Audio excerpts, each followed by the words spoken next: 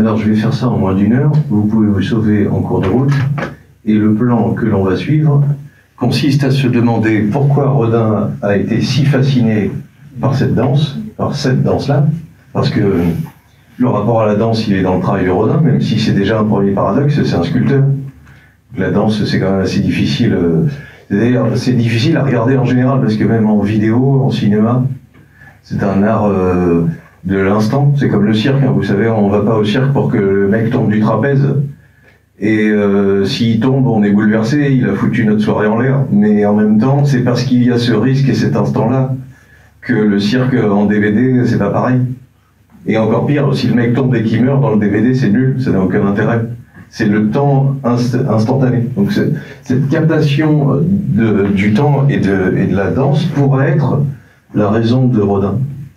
C'est-à-dire de voir dans ses gestes et dans cette façon de contredire la logique du corps. Et il dit à un moment donné, il n'y a plus de ligne en fait. On pourrait penser que c'est ça une des raisons.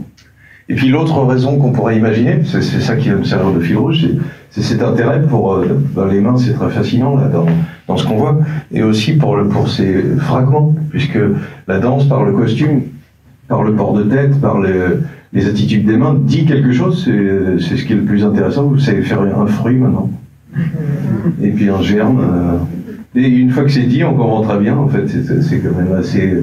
C'est beau de faire des choses très simples, en fait, et très signifiantes, c'est très difficile.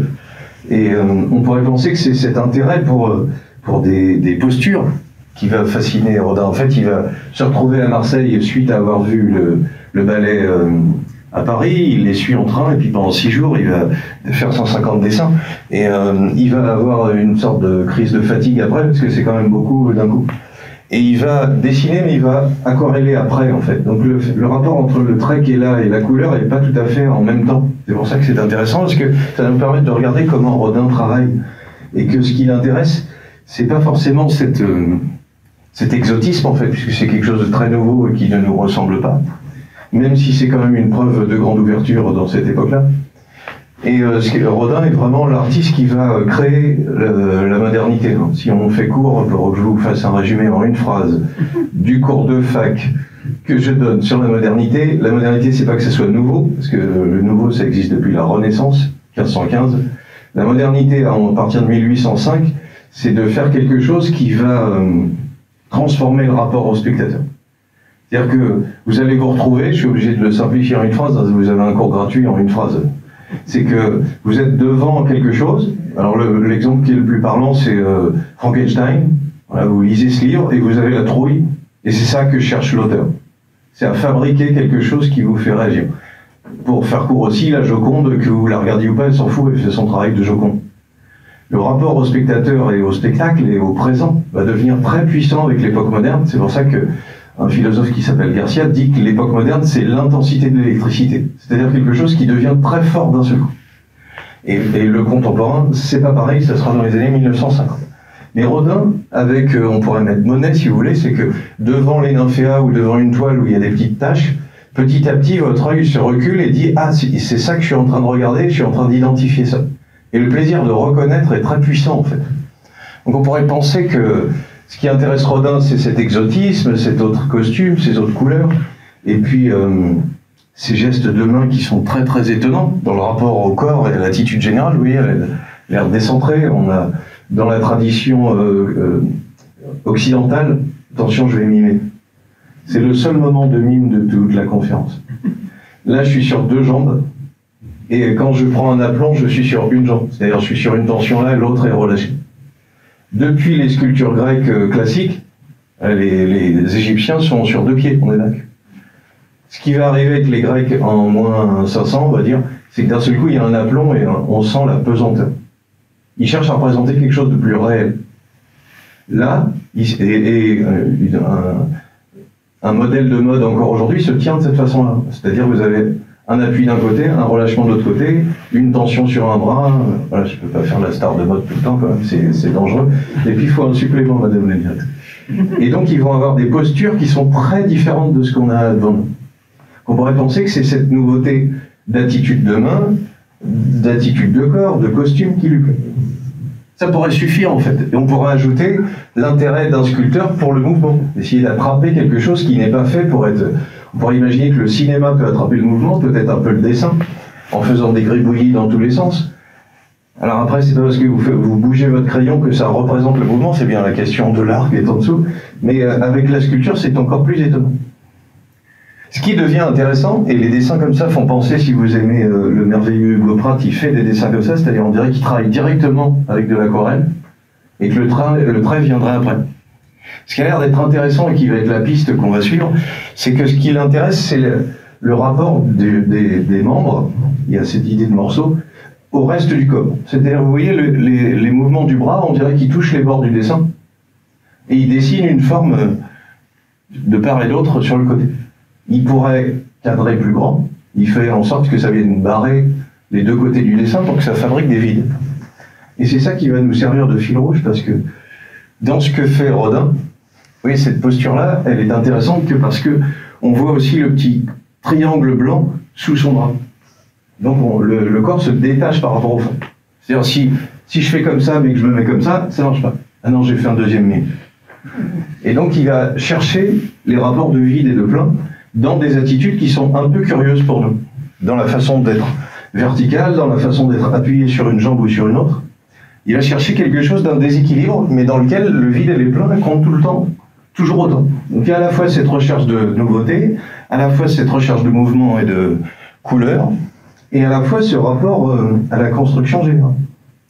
Parce que quand on regarde les dessins qu'il fait avec ces Cambodgiennes qu'il aquarelle après, vous voyez, on pourrait, c'est un terme qui n'est pas facile, parce que transformer les formes en mots, c'est assez compliqué, mais si vous imaginez une ombre chinoise, c'est-à-dire que vous remplissez le personnage tout en noir, on dirait un signe typographique, ça pourrait être comme une lettre, alors je sais pas, on dirait, ses jambes font comme un losange, et puis le haut de ses bras font comme deux triangles qui sont déboîtés l'un par rapport à l'autre. Voilà, les postures que vont prendre les personnages, en allant jusqu'au bord du papier, ont l'air d'être ce qui intéresse le plus Rodin. Et je vais le prouver. Voilà, ce qui fait qu'on a l'impression qu'il déforme énormément. Si on exagère un peu, il nous a rien fait, mais on dirait qu'il ne sait pas dessiner les mains au bout, parce qu'elles ont l'air de freiner pour ressortir. Il a l'air d'exagérer cette torsion qui est pour nous très étonnante. Ça sent l'arthrose de fin de carrière de danseuse cambodgienne. On a entendu Christophe, qui est quand même un chanteur extraordinaire. Là, c'est plutôt Françoise Hardy, c'est mon ami l'arthrose.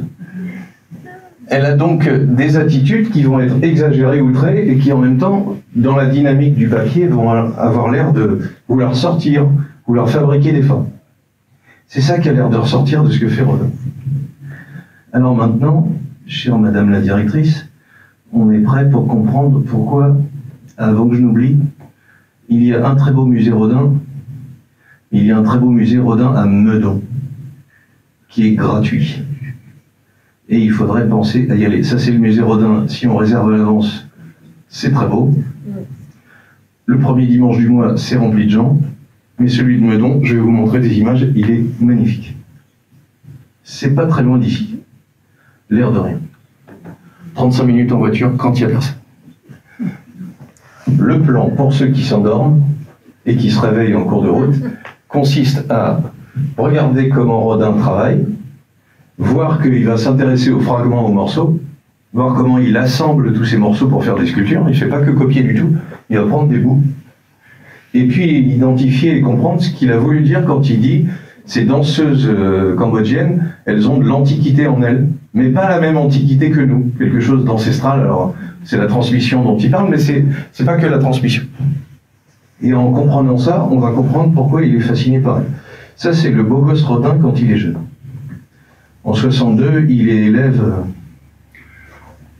aux Beaux-Arts. Je voulais juste montrer que Rodin, dans sa carrière, fait de la pâte de verre, du marbre, du plâtre, bien sûr, parce qu'on fait des maquettes en plâtre à partir avant de faire des bronzes, par exemple, ou de la terre.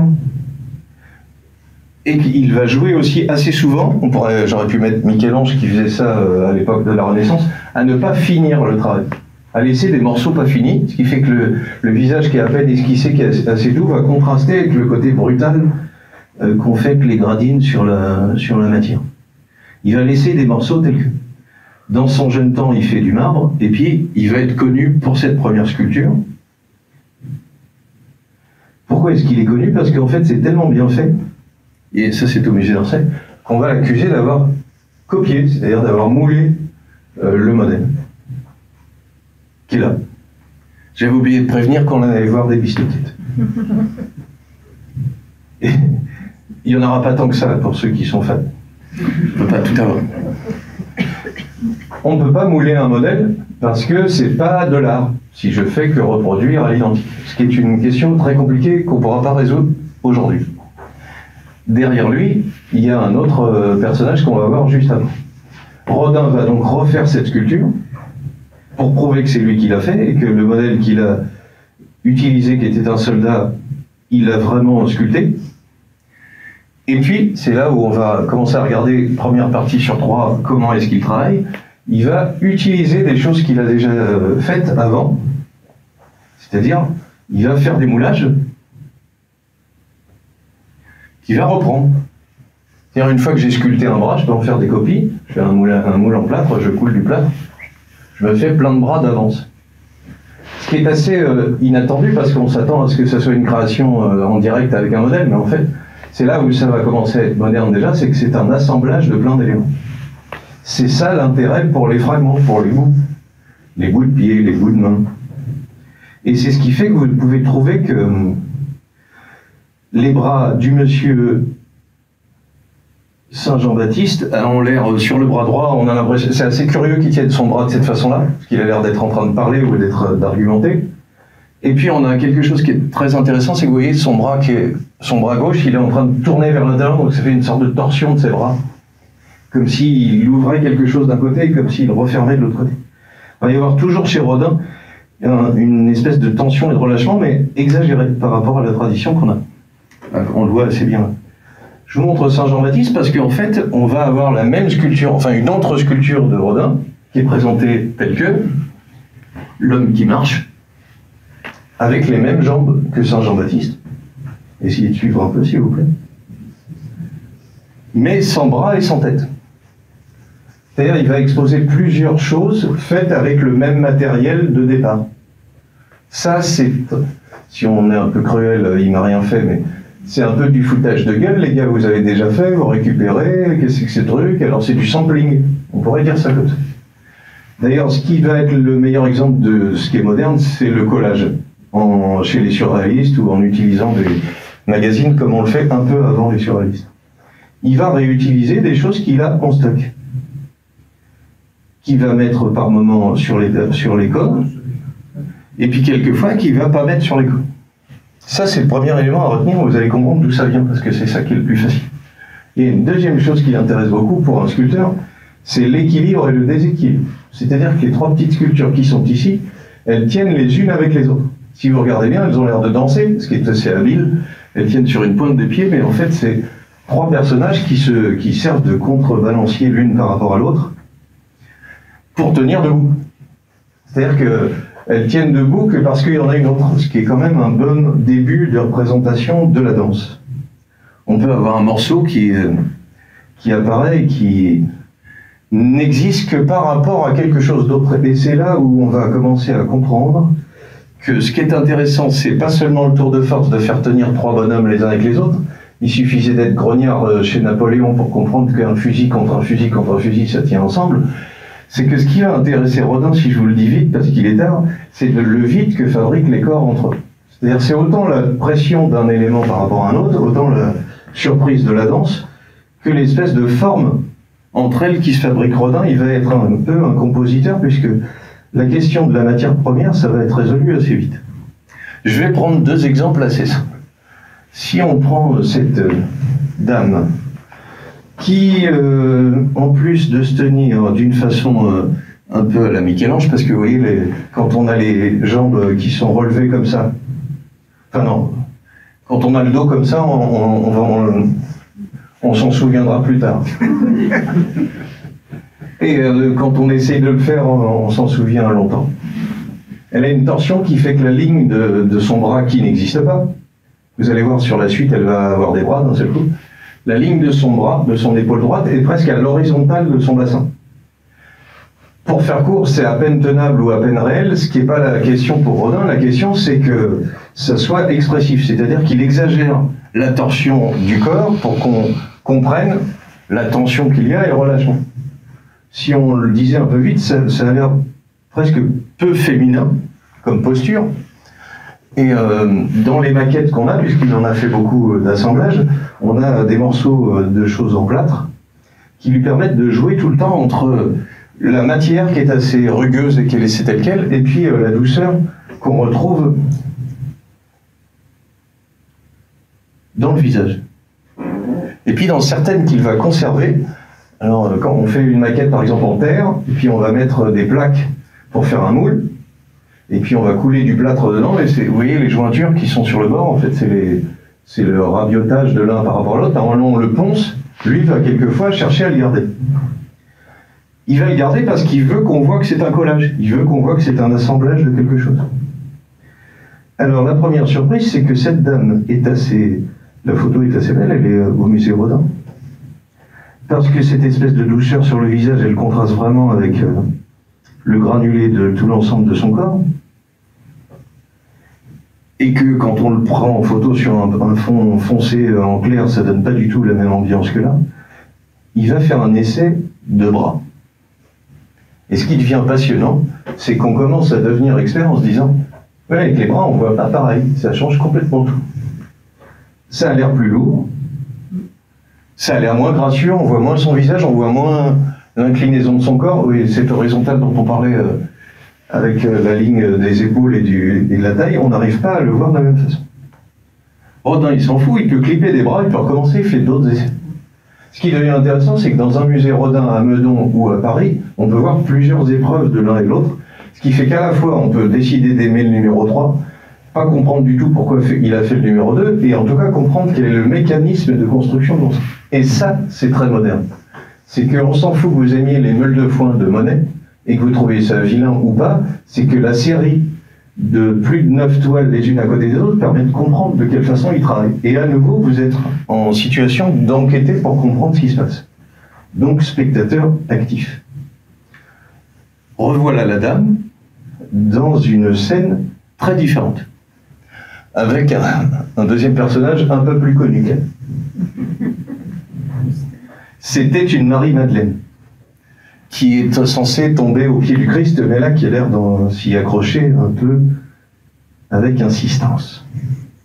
Vous voyez que la version en marbre, tout est poli sur les corps, et le reste est laissé brut, alors que la version d'étude en terre, elle est beaucoup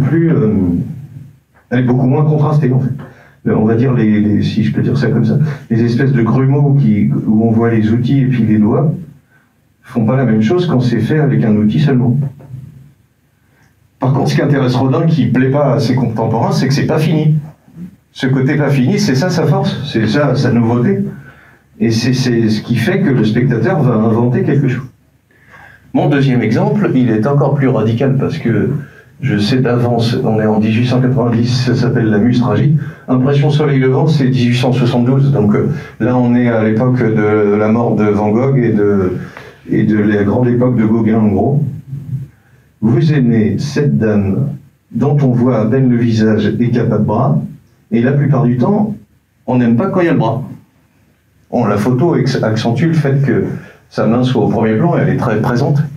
Et puis elle a une pose de main, c'est pour ça que c'est intéressant de penser qu'il est en train d'assembler comme un disc-jockey ou comme un colleur. C'est pas une pose de main qui fait penser à une pose féminine. Elle a l'air de saisir quelque chose, elle a l'air de le faire de façon... la posture de ses doigts même n'est pas très compréhensible, alors que quand il n'y a pas de bras, eh ben, le bras qu'on invente, il va bien mieux. Ça, c'est sa façon de travailler. Si on prend un exemple simple du monsieur Rodin, j'ai un exemple qui va normalement vous amuser, parce que je sens que tout le monde s'endort un petit peu. On lui commande un monument à Victor Hugo, et il va en faire 3 versions. Petite tête de Victor Hugo, vous vous doutez qu'il a des tas d'assistants qui vont l'aider en faisant les moulages en grande taille. Tu peux faire une petite sculpture comme ça, et puis ton assistant, il va te le reproduire en 2 mètres sur 2 mètres. C'est son travail. Vous retrouvez ça à Meudon. Premier monument à Victor Hugo, il y a un Balzac qui est derrière. Là, si vous avez vu le très beau film de Doillon sur Rodin avec Vincent Lindon, il y a un Balzac à poil comme ça avec un gros bide, et puis il finira avec une espèce de robe de chambre bizarre en haut de... C'est pas la rue d'Assas, c'est à côté du Dôme. Raspail. Premier monument, un Victor Hugo tout nu, on pourrait discuter, avec un air un peu niais et un doigt dans la bouche. Je ne sais pas ce qui a pris Rodin, mais soyons brefs, c'est cool qu'il n'ait pas pris ce projet-là. Alors ce qui fait un choc déjà, c'est pas que... Déjà c'est que les antiques, les représentations des grands hommes sont nus. Et que Balzac ou Victor Hugo, ils n'ont pas l'apparence d'Éphèbe, d'Apollon ou de Dionysos. Ils ont un petit bidon, ils sont tout nus, donc ça les rend beaucoup plus réels, ça les rend beaucoup moins éternels, on va dire, puisqu'ils veulent faire un lien avec l'Antiquité. Et puis avec ce doigt dans la bouche, c'est encore plus spectaculaire. Monument à Victor Hugo, oui, on est en 1889, c'est une commande pour le Panthéon, et il est accompagné d'autres éléments. Vous voyez, il y a des petites marques qu'on va retrouver un peu partout qui vont permettre de... Deuxième version, Victor Hugo fait du stop et n'est pas pris, avec quelque chose qui est un peu plus glorieux, puisqu'il est dans une sorte de pose étendue, qui fait, alors c'est un sujet que vous doutez qui est très compliqué, encore plus aujourd'hui, de dire une pose féminine, une pose masculine. On fait gaffe à ce qu'on dit pour des bonnes raisons, parce qu'on projette le fait que les filles soient douces et gentilles, alors que, regardez, j'ai une marque de rouleau à pâtisserie derrière la nuque, donc je sais très bien de quoi je parle. Cette idée que le bras soit étendu est assez étonnante, parce qu'on ne comprend pas ce qu'il a l'air de faire, en fait. S'il a l'air de désigner quelque chose, ou d'ouvrir son bras pour accueillir quelque chose, et on ne comprend pas le lien que ça peut avoir avec Victor Hugo. Alors ce qui devient intéressant, c'est maintenant, c'est que son bras s'est abaissé, et il a attrapé la dame cambrée de la Marie-Madeleine de tout à l'heure, qui est venue se clipper avec lui, puisque l'idée de Rodin, c'est d'assembler des éléments pour fabriquer une scène. Et donc un rapport au socle et au sol, un rapport au spectateur, qui est plus du tout le même. C'est-à-dire que, et on a la petite dame qui avait son bras qui pendouillait. Les sculptures sont des études, mais les études sont aussi intéressantes que les œuvres elles-mêmes. Et puis ce qui devient intéressant, c'est que c'est plus l'œuvre toute seule qui est la plus passionnante, c'est le rapport des personnages entre eux. Et c'est plus tout à fait de la sculpture que de faire ça, c'est pas juste un élément. C'est ce qui fait qu'on peut mettre dans cette catégorie cet intérêt pour les morceaux. Puisque là, on a quelque chose qui est très étonnant alors. Et évidemment, il y a un monsieur et une dame dans le fond, un caillou, il y a une main géante, c'est la main de Dieu. Donc évidemment, Dieu ne peut pas être forcément de la même taille que les humains qu'il a créés. Mais on a quelque chose qui est très étonnant, parce que c'est presque un peu surréaliste d'avoir une main qui tient des personnages, avec ce contraste de douceur et puis de choses assez marquées, qui fait qu'on a un peu de mal à comprendre ce qu'il pourrait vouloir faire. Il le fait énormément. Alors c'est ça qui fait le lien avec la danse aussi. C'est que les poses de main, c'est quand même le plus spectaculaire dans ce qu'on a vu de la danse. On pourrait penser que c'est ça qui l'intéresse. Ce que j'essaye de montrer là, en glissant doucement vers cette question de morceaux, c'est que c'est le vide que créent les mains, ou le vide que créent les personnages entre eux, qui est le plus intéressant. C'est-à-dire que Rodin est avant tout compositeur, assembleur de plein d'éléments, qui les uns par rapport aux autres vont jouer, et vont faire que le spectateur, en se promenant, va voir des vides qui sont différents, selon l'angle où on se trouve, en tournant tout autour. C'est pour ça qu'il faut aller le voir en vrai. Maintenant, c'est la deuxième partie. Quelle heure il est, madame la directrice, tu surveilles? Il est minuit, non? Bien sûr. Mais on est demain déjà. Et alors, elle ne répond pas. T'es dans un rêve ou t'es dans un cauchemar? Je ne veux pas savoir. Nous allons faire un petit détour. La première partie, c'est la technique de travail de Rodin consiste à assembler des éléments qu'il a fabriqués lui-même, quand même, il ne les a pas moulés, il aurait pu le faire, pour composer des variantes, et qui fait qu'il va beaucoup chercher, qu'il faut vraiment en voir plein pour le comprendre. Pour comprendre ça, il y a une exposition en 2018 qui consiste à regarder comment Rodin travaille les dessins en découpant avec des ciseaux. Vous allez voir, c'est très très marrant parce que ça nous montre de quelle façon il travaille et surtout quelle est sa logique de sans pleurs et sans reproche, bien sûr. Merci, Bravo, hein. merci. Rodin fait des dessins. Oui, toujours consternant, c'est ma devise pour ceux qui sont nouveaux, j'ai honte de rire. Il dessine des personnages.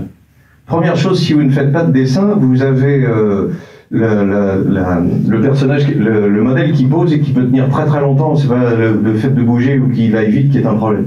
Par contre, ce qui est intéressant qu'on va voir à demi, parce que c'est pas le sujet d'aujourd'hui, c'est que si vous regardez bien, la couleur qu'il met, on va appeler ça un ange, c'est pas un ange du tout, mais le personnage de gauche, la couleur ne suit pas les traits. Si tu as un traumatisme parce qu'on t'a dit qu'il fallait pas déborder des traits, c'est une grosse connerie, on fait ce qu'on veut. Parce que ce qui devient intéressant, c'est pas que ça soit maladroit, ou qu'il dessine au trait le personnage, et puis après il se rend compte que le dessin est faux, il mettrait la couleur d'une autre façon. C'est juste que le décalage entre le trait et la couleur, ça fait une vibration qui fait bouger le bonhomme, on va dire ça comme ça. Ce que rajoute Rodin, et qui est assez nouveau, et qu'on a découvert avec cette grande expo de 2016, c'est ça ? 18. Ah oui, ça, le temps passe. C'est qu'il découpe les dessins. C'est-à-dire que si ça lui plaît pas, il va faire une troisième opération qu'a fait beaucoup Matisse, hein, c'est un peu son invention à lui, c'est qu'il va découper au ciseau son dessin, ce qui est très pratique si ça ne te plaît pas, et puis après, au lieu de le jeter parce qu'il lui plairait, il va le découper, il va le composer avec autre chose. Soit il superpose, et on a longtemps pensé, c'est ça qui change dans la façon de faire l'histoire de l'art aujourd'hui, c'est qu'on a longtemps pensé que c'était des objets de travail et qu'on s'en fout. Voilà, il a fait des recherches, c'est nul. C'est pas seulement parce que les dessins se raréfient en salle de vente qu'on s'intéresse à des rebuts, c'est parce qu'on s'intéresse de plus en plus à la façon dont les choses ont été construites. Et on a tendance à regarder de plus en plus des making-of de films, et puis de plus en plus à trouver que le making-of est meilleur que le film. C'est des choses qui arrivent. Voilà. Un mode opératoire inédit, dessiné et découpé. Et il dit, j'ai une grande faiblesse pour ces petites feuilles de papier. Parce que ce qui devient marrant, c'est que non seulement il découpe, il colle et il garde, ce qui est déjà très étonnant et que pendant longtemps on n'a pas regardé comme tel, mais en plus il va faire vraiment une création à partir de dessins qui n'ont pas de rapport, puisque si vous regardez bien celui-ci, la dame qui tient son pied est vue de face, alors que la dame qui est couchée est vue du dessus. Essayez de le... Enfin, je me suis beaucoup entraîné, je ne peux pas le faire là, je suis pas chaud. Ce dessin, le corps est là, c'est-à-dire le modèle pose, et t'es du dessus, tu dessines. La dame qui est en train de tenir son pied, on pourrait penser qu'elle est couchée aussi, mais en fait non. Il est donc en train de découper un personnage foncé sur la feuille du fond est restée telle que, et puis il a découpé un personnage qui vient d'un autre dessin clair, et en suivant, regardez bien, pas tout à fait le dos, pas tout à fait le bras et les seins, pas tout à fait les genoux, et en essayant de regarder comment ça collerait, c'est le cas de le dire, avec le reste. Et comment l'ensemble fait une forme. C'est pour ça que ce qui intéresse Rodin dans les poses de danse khmer, c'est pas seulement les extrémités, c'était la première partie que tu aurais dû suivre, c'est de composer des vides les uns par rapport aux autres. C'est-à-dire que ce qui l'intéresse, c'est le vide qui se dessine entre les cuisses de l'une et les cuisses de l'autre. Puisqu'il n'y a pas de logique réelle, il n'y a pas de logique de composition, et que, encore plus fort, il va découper un dessin dont il va garder les deux morceaux. C'est-à-dire, en fait, il a découpé celui-là, il avait la main là. Et en fait, il les détache un tout petit peu, avec juste un vide, qui est quand même très audacieux. Enfin, c'est pas fait pour être exposé, donc c'est très audacieux dans le sens où c'est vous et moi qui allons, avec notre vision, compléter le dessin. Le faire bouger, en fait, l'emboîter ou le garder séparé. Et si vous regardez bien sur les jambes, elles ne sont pas coupées de façon cohérente. C'est la forme. En fait, c'est le vide qui se dessine là. Alors on va dire, ça c'est le vide, ça fait un creux, ça fait une pointe, puis ça fait un basculement sur le côté. Ce vide-là, il regarde la forme que ça a par rapport à celui-là. C'est le passage, si vous regardez, on voit bien que ça va se clipper, hein. Mais c'est foncé sur clair et foncé sur clair. Et s'il coupe comme ça, c'est parce que cette ligne-là, elle suit cette ligne-là. Il essaye de regarder comment ça s'emboîte en fait et comment les vides autour sont intéressants à mélanger. Ça, c'est la deuxième chose que je devais vous montrer alors qu'il est 1h du matin. La façon de travailler de Rodin est un assemblage de plein d'éléments, copiés et collés, qui va lui servir de technique de travail. C'est-à-dire que peu importe, entre guillemets, qu'il soit très doué à reproduire le réel ou à le rendre un peu dramatique, parce que les poses qu'on va voir, elles sont très exagérées, et puis les sujets aussi. pas quelqu'un qui a eu forcément un tempérament très calme. Et puis, la maîtresse Camille Claudel avait l'air aussi d'avoir un peu de tempérament quand même. Mais ce qui nous intéresse de regarder, c'est dans la troisième partie qui commence maintenant, c'est que cette façon de composer des morceaux pour fabriquer des vides et des pleins lui vient d'une passion que vous allez connaître et qui vous permettra de frimer en soirée, dès demain. Rodin a énormément collectionné d'œuvres d'art du passé. L'antique dont on parle, c'est exactement ça. Quand on va sur le site du musée Rodin, on découvre, c'est écrit en haut là, ça va vous faire un peu peur, 1356 objets collectionnés. Et quand on regarde sa collection, c'est à la fois des petites amulettes d'Égypte en faïence, des petits vases en albâtre, des têtes presque un peu grotesques d'Égypte également, mais en terre cuite. Ce sont des objets qui peuvent être assez petits. Hein. Dans des galeries qu'il a chez lui. C'est très important sa collection. Et ça aussi, on l'a découvert il n'y a pas si longtemps, ça fait une quinzaine d'années seulement.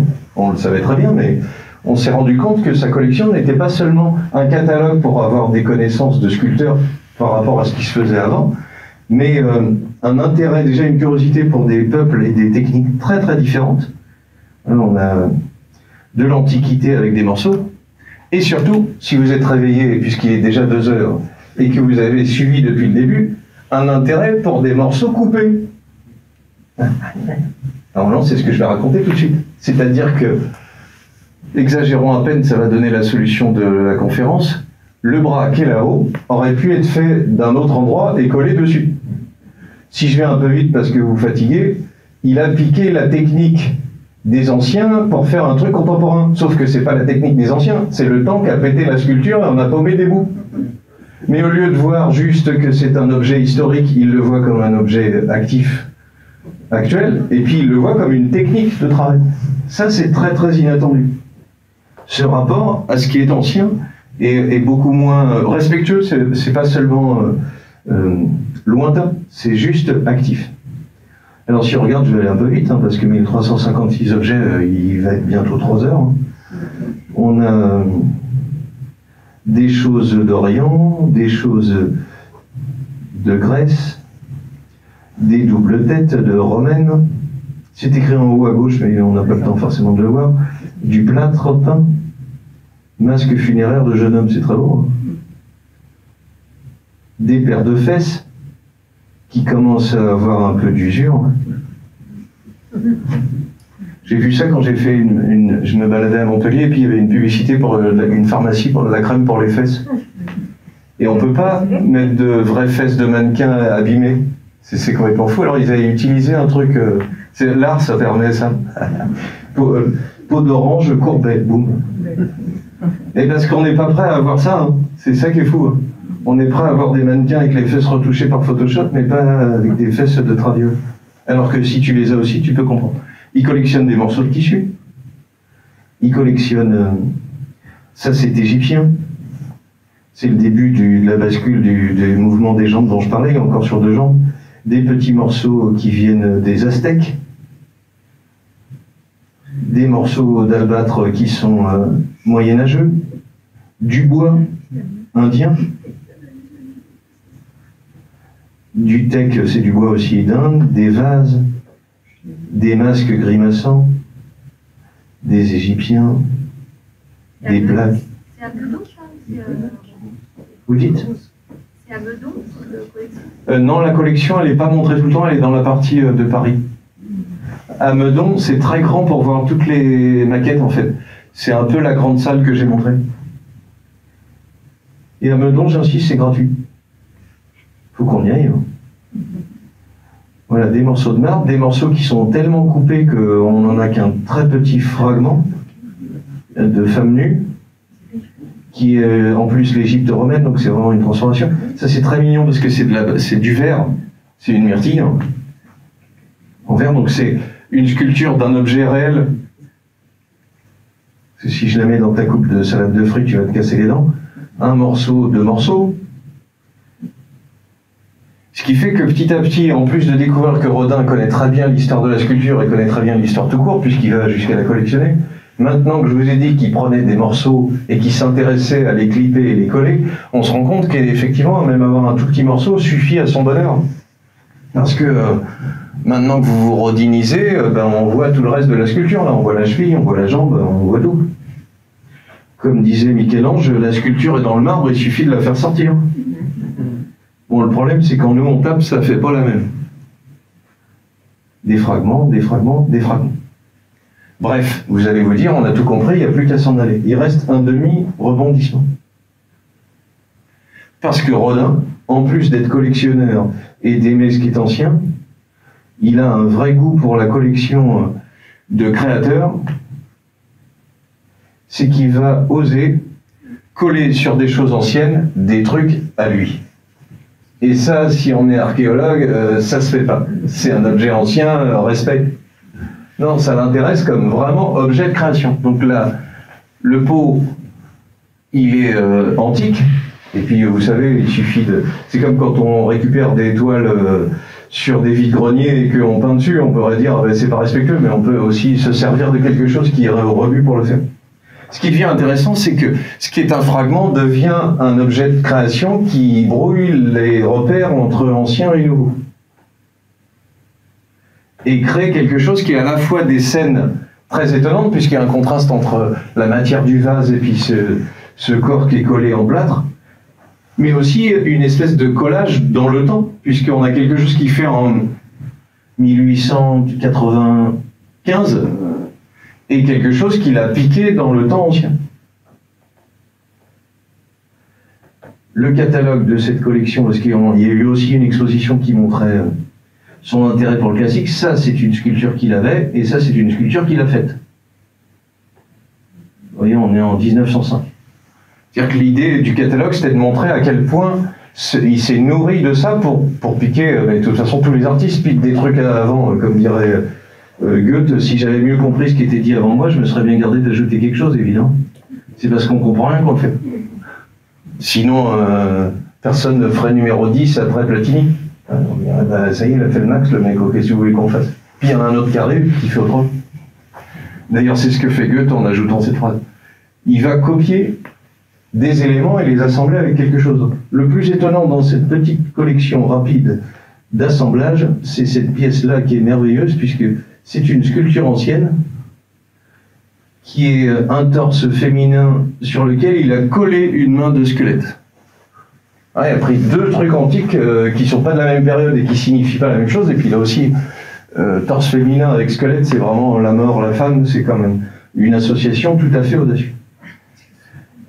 Collectionner, coller, c'est ce qui l'intéresse le plus. On l'a vu dans les dessins, le voilà. Voilà, il y avait une exposition qui faisait le lien avec Picasso. Vous voyez, on est en 1884. Je vous montre un petit élément dans lequel l'art du collage de Rodin est le plus spectaculaire. C'est pas le plus facile à regarder. Il est dans le jardin de... Ça s'appelle la Porte de l'Enfer. Il existe aussi au musée d'Orsay. C'est pas facile à regarder, c'est tellement grand que tu sais pas où regarder. Et que tu repères des éléments qui sont assez intéressants. Vous voyez, ils sont tout en haut. Une sorte de maxi-collage de toutes ces sculptures. Et comme c'est la Porte de l'Enfer, ça donne pas envie d'y aller d'ailleurs. Puisqu'on a un effet de vague, de décrochement qui se creuse. On a le penseur que vous reconnaissez sur le côté. Donc toutes les œuvres qui sont un peu importantes deviennent une sorte de collage géant de son travail.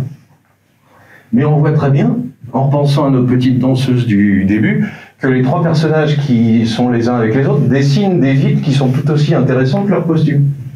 C'est le fait que leurs mains se réunissent, qu'elles ne se touchent pas tout à fait, qui va créer une espèce de situation de tension. Et ils ont des coups qui sont à la même horizontale que la taille de la dame du début. C'est-à-dire que ce qui est exagéré chez Rodin et qui fait penser à Michel-Ange, c'est cette capacité d'exagérer et que ça reste encore crédible. Je vous assure que c'est pas tenable vraiment. Quand on prend des morceaux, on commence à avoir une conclusion. C'est-à-dire que dans tous les morceaux de cette Porte de l'Enfer, on a des personnages qui sont très puissants. Alors si on faisait une critique gratuite, on pourrait dire c'est presque l'inverse, c'est que c'est tellement génial chaque morceau qu'en collant tout, il a un peu perdu l'effet de force. C'est-à-dire qu'il y a des moments où ça fonctionne sur les sculptures un peu plus petites, quand on a des zooms ou quand on a un appareil photo qui isole et qui montre qu'il y a des morceaux, parce que vous voyez, cette dame a l'air de commencer à comprendre ce que c'est que l'enfer, en train de se rattraper à quelqu'un qui est en train de disparaître. Et le visage qu'elle a, il est bouleversant, il est très puissant, puisque justement, il va jouer avec quelque chose qui n'est pas tout à fait fini et esquissé. Le non fini dont il avait l'usage tout à l'heure. Voilà, le fait de ne pas finir, ça va donner une expression, ça va faire que le spectateur va inventer la fin, et il va s'en servir dans cet assemblage, assez souvent. Ce qui fait que le penseur, c'est comme la Joconde, on a du mal à le voir parce qu'on l'a vu plein de fois, et puis en fait on l'a pas vu parce qu'il suffit de changer d'ambiance lumineuse pour que l'attention qui est sur le visage se retrouve sur les épaules, ce qui est quand même assez costaud, hein. Et qu'en changeant de point de vue, on est tout à fait une autre façon de regarder la fin. C'est-à-dire qu'il est musclé, puissant, en train de penser, et si on prend un peu de distance, mettre sa main comme ça, c'est assez bizarre. Parce que, voilà, déjà quand tu penses, faudrait mieux que tu fasses autre chose que penser de cette façon-là, mais en plus, cette main n'a pas l'air de signifier la pensée. Vous voyez, on pourrait dire qu'il se tient la tête, ou il fait quelque chose qui n'a pas l'air de correspondre au sujet. Et c'est là qu'il y a attention encore, c'est-à-dire que les gestes qu'il utilise et qu'il clip vont pas forcément toujours aller dans le même sens que le personnage. La maquette en plâtre qui est à Meudon permet de mieux voir, parce qu'en bronze, il me semble qu'on ne voit pas tous les petits détails et tout le travail des personnages les uns par rapport aux autres. Ce qu'on peut dire de M. Rodin, c'est qu'en faisant cet assemblage de personnages dont le plus important, ce sont les vides les uns par rapport aux autres, ce que change Rodin, c'est la place du socle. Parce que le rapport du personnage au spectateur et au corps du spectateur va être modifié à partir du moment où les œuvres sculptées sont de plein pied, sont à la même hauteur que nous. Puisque le personnage va être à peu près à la même taille, et qu'on va pouvoir s'y mesurer. Comme les célèbres bourgeois de Calais que vous avez peut-être déjà vus en vrai. Ce ne sont plus les sculptures en elles-mêmes qui sont importantes, c'est l'espèce de passage qui va de l'un à l'autre, qui fait qu'il y en a un qui se retourne, qui parle à l'autre, et que toutes ces sculptures ont été faites séparément, puis assemblées, mais que finalement, ce qui intéressait le plus Rodin, c'était cet assemblage. Chaque angle de photo rend la sculpture tout aussi intéressante. Et chaque détail également.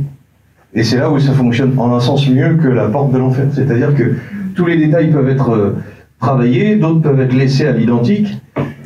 La posture d'embrassade fait qu'on a l'impression que c'est plus qu'un seul corps fusionné. Et que finalement, il y a quelque chose qui est assez beau dans le fait de s'embrasser, mais il y a quelque chose qui est assez, pas violent, mais on a l'impression vraiment que l'un est avec l'autre en fusion. Si vous avez en tête, il y avait une exposition pas très longtemps de Munch, où quand le personnage embrasse l'autre, ils n'ont plus de bouche en fait, ils ont l'air d'être aspirés l'un par l'autre. Ça a l'air dangereux de s'embrasser, et ça n'apparaît pas de la même façon selon les angles de vue et selon la façon dont c'est pris en photo. Le socle joue énormément, parce que quand il est sur un petit socle comme ça, ou quand il est isolé dans une photo beaucoup plus fantomatique de Steinlein, l'image du Balzac a l'air beaucoup plus spectaculaire. D'ailleurs, en haut de Boulevard Raspail, le socle, il est complètement merdique, et on voit pas du tout la sculpture, on arrive dessus, on se dit, ah bon, c'est ce truc, et on dirait, comme le critiquaient les journalistes de l'époque, un gros sac de charbon. Bref, c'est l'assemblage des éléments les uns par les autres, par rapport aux autres, qui crée des vides, qui fabrique le mouvement qui va plaire à Rodin.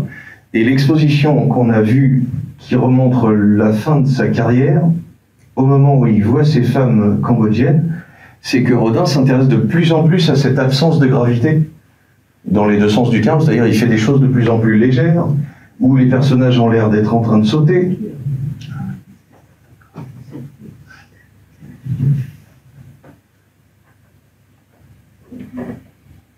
Et où l'équilibre des modèles ont l'air d'être modifiés. C'est-à-dire pour une sculpture, on voit à peu près comment ça peut tenir, on voit à quel point des gens comme Degas sont un peu loin de ça, mais où justement, vous voyez, le personnage, quand il est posé tel que, c'est absolument impossible à tenir en vrai. Même si on s'est assis sur un nid de fourmis rouges, comme chante Michel Jonas, la torsion, elle est la cambrure et torsion. Donc la sculpture tiendrait mieux debout, on la comprendrait mieux. Non, il décide de ne pas la mettre debout, il décide de l'allonger. Et finalement, ce qui est le plus intéressant dans ça, c'est la forme que fait l'ombre, qui permet de comprendre que les fesses ne touchent même pas l'ensemble. Donc la légèreté va venir du vide qui se détache du reste. C'est pas l'œuvre sculptée seulement qui est importante, c'est ce que ça fabrique de vide. Donc on a des poses de danse qui intéressent Rodin qui sont assez classiques, mais des personnages qui petit à petit sont très simplifiés. Et vous voyez les subterfuges pour que les musées accrochent le personnage pour le faire tenir debout. La sculpture n'est même plus faite pour tenir debout. C'est presque des petits personnages qui ont l'air de sauter. Et qui fait que le socle est créé par le musée. Parce que ce qui intéresse Rodin, c'est la posture des bras. On dirait une figure de tai chi ou de kung fu. Il est en train de faire quelque chose qui a l'air ample, qui n'est pas cohérent dans la pesanteur, même les personnages qui sont derrière, qui fabrique un vide très passionnant, et qui fait que petit à petit, on voit que c'est le vide qui intéresse le plus Rodin. On pourrait le voir aussi sur quelque chose qui est assez étonnant, un assemblage de deux éléments. Vous vous doutez bien, enfin on peut toujours faire poser des modèles du moment qu'on les paye et ils feront ce qu'on leur demande, mais c'est quand même très compliqué à tenir, et c'est encore plus compliqué à imaginer. Oui, il n'y a pas Rodin qui s'est dit, je me mets à sa place. Il s'est pas dit, tiens, je vais faire poser deux modèles qui tiendraient en équilibre comme ça et on mettrait une chanson. Non, il a deux sculptures et il les pose côte à côte sur la table et il regarde les vides que ça fabrique comme il découpe des morceaux de papier. Et c'est le vide qui est au milieu qui est très beau. L'espèce de tension entre les deux qui fait que ça tient par deux extrémités et en même temps, l'espèce de troisième corps en fait que fait le vide entre les deux. C'est ce qui fait qu'un des dessins de danseuses cambodgiennes pourrait, alors c'est pour ça que je l'ai montré à cet endroit-là juste avant de se quitter, un petit rebond. On pourrait penser, parce qu'il y a plein de dessins pornographiques de Rodin, on pourrait penser que ce qui l'intéresse, c'est des sexes de femmes à représenter. Il y en a plein, j'en ai pas mis. Enfin, j'en ai mis un ou deux. Mais c'est aussi, et donc on pourrait penser que la posture, on voit les yeux du modèle, les cheveux, on voit son bras. On pourrait penser que c'est le sexe ouvert qui intéresse Rodin, mais en fait, ce qui l'intéresse, c'est de faire un trait d'un seul tenant sans lâcher le crayon, pour avoir une espèce de signe qui fait comprendre le mouvement général. Ce qui intéresse Rodin, en dessinant ses personnages, en reprenant la ligne plein de fois l'une sur l'autre, même dans des postures tout à fait simples, c'est le vide que fabrique le corps. Je vous ai mis un garçon, ça change. Oui. Et puis, puisqu'on est entre spécialistes, s'il y a bien un moment où on voit correctement à quoi vous pensez, espèce de dégoûtant, c'est justement dans cette posture-là. D'habitude, dans une posture classique, le service 3 pièces est présenté raisonnablement, on voit pas bien la forme. Si on ne parle pas de sexe mais de forme, c'est parce que ça pend de cette façon-là qu'on voit ce qui est dessiné. Et c'est pas parce que ça l'intéresse sexuellement, c'est parce que les formes les unes par rapport aux autres, c'est son sujet. C'est pas spécialement, on peut le voir comme deux filles qui sont en train de s'embrasser goulûment, ou un observateur qui désire le corps de ces femmes. Mais ce qui est tout à fait étonnant, qui fait le point commun entre tous ces dessins à chaque fois, c'est la façon dont la ligne va être à la fois le contour de quelque chose et en même temps le vide qui dessine autre chose autour. Oui, il avait dessiné le corps de la femme, qui est en dessous, et il a décidé de le recouvrir. Mais ce qui est intéressant, c'est la forme que fait la tache d'encre. Et le fait qu'il garde l'endroit où vous voyez, le papier il s'est plissé, et puis l'encre elle a séché plus fort, et ça fait un motif. Le fait que le cadrage du bord de l'épaule en haut, que les cheveux allongent et que le pied touche presque le sol, c'est cette posture-là qui fait que dans la page, les personnages ne sont pas que des représentations de nus ou des choses qui ont l'air pornographiques, mais c'est les formes que fabrique le corps du modèle et les formes de vide que ça dessine autour. Parce qu'évidemment, quand tu es au musée Rodin et que tu es devant ça, et que tu es avec ta classe, tu es au lycée, on va dire, il y a quand même un élément qui t'intéresse particulièrement, mais tu vois bien que ça la fout mal de le regarder. C'est quand même l'expérience de regarder quelque chose que tu ne dois pas regarder que fait faire Rodin à tous les spectateurs. C'est aussi ça qui est moderne, c'est-à-dire on te dit, regarde quelque chose que tu veux regarder ou que tu veux pas regarder, mais que tu es obligé de regarder. On pourrait le regarder de cette façon-là, puisque c'est encore plus pornographique à partir du moment où la femme n'a pas de visage. C'est-à-dire qu'on ne voit son sexe que comme un objet. C'est bien ce qui est pornographique dans la naissance du monde de Courbet. Ce qui m'intéresse de montrer là, c'est que finalement, c'est une posture qui n'est pas facile à tenir, mais si tu veux voir un sexe ouvert, c'est sans doute bien trouvé, mais c'est la forme que fabrique le corps en entier qui est la plus intéressante. Et même chose ici, c'est-à-dire que je me suis amusé à reprendre ce petit dessin, il suffit de le tourner et ça devient une espèce de forme. Complètement, on dirait un 3, on pourrait dire ça comme ça. Ce qui l'intéresse, c'est le vide que ça fabrique. On peut le regarder comme une dame toute nue qui se déshabille avec un type qui aime bien mater des dames toutes nues. On peut le regarder comme un art de la couleur qui est absolument extraordinaire. Oui, il met l'ombre et puis le fait de ne pas mettre la couleur ici, ça fait la lumière. On pourrait penser qu'il sait pas recopier les couleurs, mais que l'un, possiblement, il met la couleur avant le trait.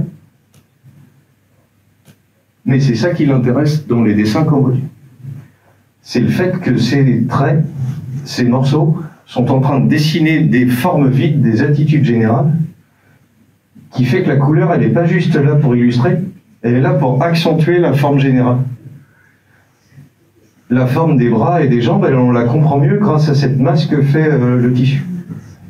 À l'intérieur du tissu et des gribouillis très nombreux, on comprend que la couleur va ajouter de la densité. Et c'est sans doute le mouvement, l'exotisme est quelque chose de nouveau qui l'a attiré, mais aussi cet intérêt pour les formes qui ont l'air de rejoindre le bord du papier pour encore plus construire des vides.